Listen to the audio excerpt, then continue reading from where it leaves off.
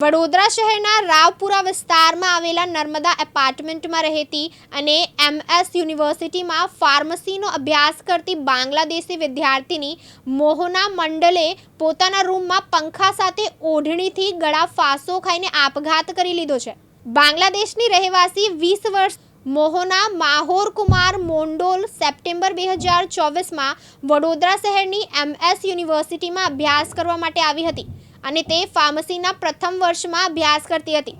શરૂઆતમાં 10-12 દિવસ તે હોસ્ટેલમાં રહી હતી અને ત્યારબાદ રાવપુરા વિસ્તારમાં આવેલા નર્મદા એપાર્ટમેન્ટમાં ચોથા માળે આવેલા 408 નંબરના મકાનમાં રહેતી હતી। તે આ મકાનમાં એકલી રહેતી હતી। આ દરમિયાન ગઈકાલે મંગળવારે તેની ફાર્મસીની પરીક્ષા હતી। સવારે 11 વાગે તેનું પહેલું પેપર શરૂ થયું હતું, પરંતુ તે પરીક્ષા આપવા માટે પહોંચી ન હતી। તેની ક્લાસમેટ બાંગ્લાદેશી યુવતી પરીક્ષા આપવા માટે પહોંચી હતી અને તેની સાથે તે મોહનાનો એડમિટ લેટર પણ ઝેરોક્સ કરાવીને લઈ ગઈ હતી, પરંતુ મોહના પરીક્ષા આપવા માટે આવી નહોતી, જેથી તેની સહેલી ચિંતિત થઈ ગઈ હતી। બપોરે 2 વાગ્યે પરીક્ષા પૂરી થતાં તેને મોહનાની અન્ય સહેલીને ફોન કર્યો હતો અને મોહના પરીક્ષા આપવા માટે આવી ન હોવાની જાણકારી હતી। આ દરમિયાન બાંગ્લાદેશમાં રહેતા મોહનાના માતા પિતાએ મોહનાનો સંપર્ક કરવાનો પ્રયાસ કર્યો હતો, જો કે તેનો સંપર્ક થયો ન હતો, જેથી માતા પિતાએ મોહનાની સહેલીઓનો સંપર્ક કર્યો હતો, જેથી એક સહેલી તેના કેટલાક મિત્રોને લઈને રાત્રે 10-15 વાગે મોહનાના રૂમ એટલે કે નર્મદા એપાર્ટમેન્ટ પર પહોંચી હતી। આ સમયે ઘરને લોક મારેલું હતું, જેથી દરવાજો તોડીને તેના મિત્રો ઘરમાં ગયા હતા, જ્યાં મોહના પંખા સાથે લટકેલી હાલતમાં જોવા મળી હતી। મિત્રોએ બૂમાબૂમ કરી મૂકી હતી ને તેઓ હેબતાઈ હતા। તેમણે તરત જ રાવપુરા પોલીસને જાણ કરી હતી અને રાવપુરા પોલીસે ઘટના સ્થળે પહોંચીને મૃતદેહને સયાજી હોસ્પિટલમાં પોસ્ટમોર્ટમ માટે મોકલી આપ્યો હતો। આ દરમિયાન પોલીસને સ્થળ પરથી સુસાઇડ નોટ મળી હતી, જેમાં લખ્યું હતું કે હું જાણું છું કે હું શું કરું છું, પરંતુ મારે આ કરવું છે। આના માટે મને કોઈએ ઉશ્કેરી નથી।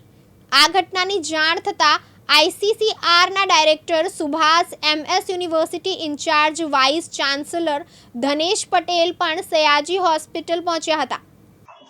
મોહના ડોટર ઓફ મટોર કુમાર મેન્ડોલ, ઉંમર વર્ષ 20, જે નર્મદા એપાર્ટમેન્ટ નવરંગ સિનેમા છે એના લાઇનમાં રહેતી હતી અને ગઈ તારીખ 28/1/2025ના 22:15 વાગ્યા પહેલાં કોઈ પણ અગમ્ય કારણોસર છે પોતાના રૂમમાં છે એ ગળો ફાંસો ખાધેલ છે અને એના ફ્રેન્ડ્સ ત્યાં આવેલ અને પછી દરવાજો ખોલતા આ મરણ ગયા હાલતમાં ઉપર લટકતી હતી અને તે વખતે પોલીસને જાણ કરેલ હતી, પરંતુ એ મરણ ગયેલ હતી। આ છોકરી છે એ MS યુનિવર્સિટીના ફાર્મસીના ફર્સ્ટ યરમાં અભ્યાસ કરતી હતી અને સપ્ટેમ્બરમાં તે બાંગ્લાદેશમાંથી ભારત આવેલ હતી અને એની એક્ઝામ આજે સવારે શરૂ થઈ હતી અને એક્ઝામમાં એ ગેરહાજર હતી। એની પાછળની જે યુવતી છે એ બી બાંગ્લાદેશી હતી, જેથી કરીને આ ગેરહાજર રહેલ હોય એણે પછી એ તપાસ કરેલ હતી અને એના બિલ્ડિંગ પર પહોંચતા ત્યાં તપાસ કરતા આ યુવતી છે મરણ ગયેલ હતી। હા, સુસાઇડ નોટ મળી આવેલ છે, પણ એમાં કંઈ એણે કોઈના પર આક્ષેપો કરેલ નથી। પોલીસે આમાં છે જે 7/2025 194 મુજબ એડી દાખલ કરેલ છે। અત્યારે એનું PMની કાર્યવાહી ચાલુ છે અને આગળની તપાસ કરવામાં આવશે। જે સુસાઇડ નોટ છે એમાં જ જણાવેલ છે કે એ કોઈના પર આક્ષેપ કરતી નથી અને એના હેન્ડરાઇટિંગની સુસાઇડ નોટ છે। આગળનું જે એડી છે એ દાખલ કરીને તપાસ હાથ ધરેલ છે। આગળ કંઈક તથ્યો આવશે તો આગળનું જોઈ જશે। હવે એ તો આગળની તપાસનો વિષય છે। હા, વાલીઓને જાણ કરેલ છે, એ એના વાલીને જાણ કરેલ છે કે આ રીતે મરણ ગયેલ છે, એની બી એને જાણ કરેલ છે કે તો ઇન્ડિવિજ્યુઅલ છે, એ રીતે કઈ રીતે કરે એ તો એમનો પર્સનલ વિષય છે, કઈ રીતે લઈ જવું